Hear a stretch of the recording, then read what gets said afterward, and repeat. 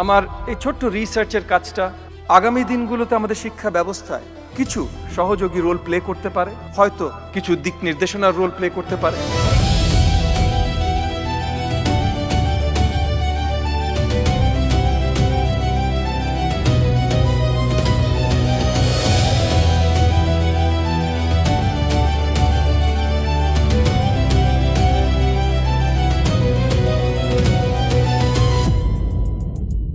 ধন্যবাদ জানাতে চাই আমাদের মাননীয় প্রধানমন্ত্রীকে।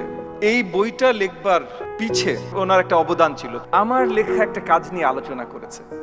আজকে সত্যি কথা এই স্টেজে দাঁড়িয়ে বসা যতজন আছে এর ভিতরে সবচেয়ে অজ্ঞ কিন্তু আমি, সবচেয়ে কম জানি আমি, বাকি সবাই আমার থেকে অনেক বেশি বিজ্ঞ। ওনারা যে সময় নিয়েছেন এই বইটা নিয়ে আলোচনা করেছেন তার জন্য আমি কিভাবে ওনাদেরকে কৃতজ্ঞতা জানাবো আমি জানি না। ববি হাজ্জাজের এই বইটা আমি রেকমেন্ড করব টু এভরিবডি। আমাদের মনে হয় যারা শিক্ষা নিয়ে ভাবি, শিক্ষা নিয়ে কাজ করতে চাই বা দেশ নিয়েও চিন্তা করি, সেই বইটা আমাদেরকে ডায়াগনোসিসে সাহায্য করবে। কোথায় কোথায় কোন কোন সেক্টর, একেবারে প্রাইমারি থেকে হায়ার এডুকেশন পর্যন্ত কোথায় কোথায় সমস্যা আছে সেটা আমাদের সামনে এনে হাজির করবে।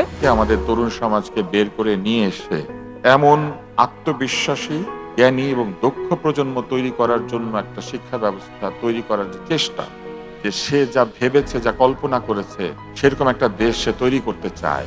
বাংলাদেশের শিক্ষা সম্পর্কে আপনি যতগুলো প্রশ্ন করতে পারেন, যতগুলো প্রসঙ্গ পারতে পারেন, সবগুলোর কথা এই বইয়ে আছে। এই বইয়ে নাই, আমি অন্তত কিছু পাই নাই। বাংলাদেশের শিক্ষা সংস্কারের রূপরেখা এই পর্যন্ত বোঝা গেল।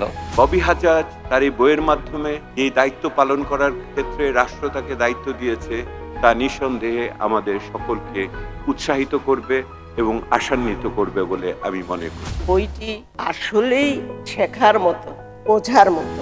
ববি হাজ্জাজের লেখায় তিনি এক জায়গায় এমিলের কথা বলেছেন। রুশোর লেখা এমিল প্রকৃতির কাছ থেকে শিক্ষা গ্রহণ করেছে, এবং আমাদের যে শিক্ষা ব্যবস্থা, আমরা কিন্তু প্রকৃতির থেকে অনেক দূরে সরে যাচ্ছি।